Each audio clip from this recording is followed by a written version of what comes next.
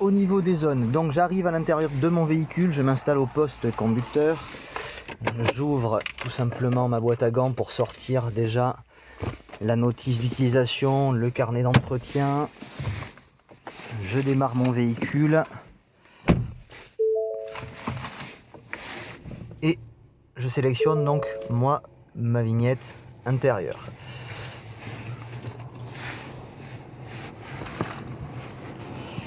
Hop, intérieur où il me demande donc le kilométrage que je prends en photo.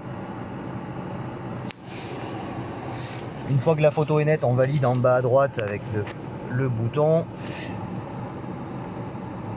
Le kilométrage, donc ici ce check là n'est pas obligatoire de contrôler, c'est juste pour revoir la photo ou si on veut la reprendre éventuellement.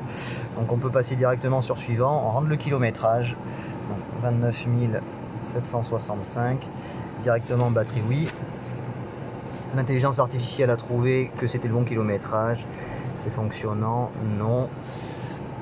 Niveau du carburant, et ensuite, hop, j'ai bien le manuel, le carnet, je n'ai qu'une clé et qu'une télécommande. Je suis sur de la LD, je sais que je dois facturer mon double des clés. Je vais directement sur mes dommages, j'ajoute mon dommage, j'ajoute la photo. Ma photo est pas très nette, je la refais. Hop.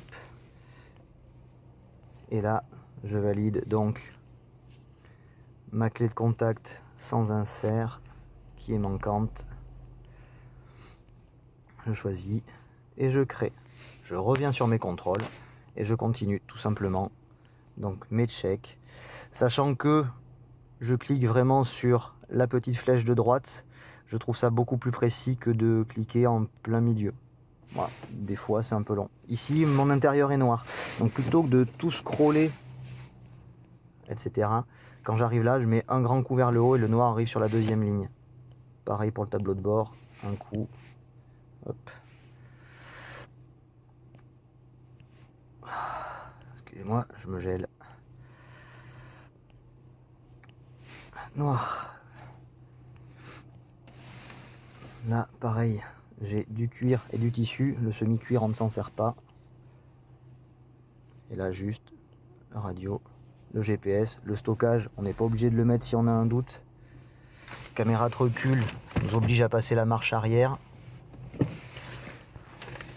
Donc, et ici, on remplit, comme sur Xiparo, toujours les options qui sont présentes, celles qui ne sont pas présentes. On n'est pas obligé de mettre non, parce que ça voudrait dire qu'il faut les facturer, ou PA. Hop, hop, dégage. Et là, j'arrive donc au niveau de mes dommages intérieurs, simplement. Donc je contrôle mon siège passager. Je regarde mon ciel de toit, je regarde mon volant. Hop, je contrôle mes intérieurs, mes garnitures de porte. Donc là, je sors, je vois que il n'y a rien. Je regarde mon tapis de sol. J'en profite pour ouvrir ma porte arrière et contrôler effectivement ma garniture de porte arrière, mes sièges arrière, mes garnitures. Bon, après, j'ai la chance de tomber sur un véhicule qui a 30 000 km, qui est neuf. Donc, pas grand chose à signaler. Si jamais je vois quelque chose là, je crée directement mon dommage. Une fois que c'est fait, je clique sur terminer pour passer à la zone suivante.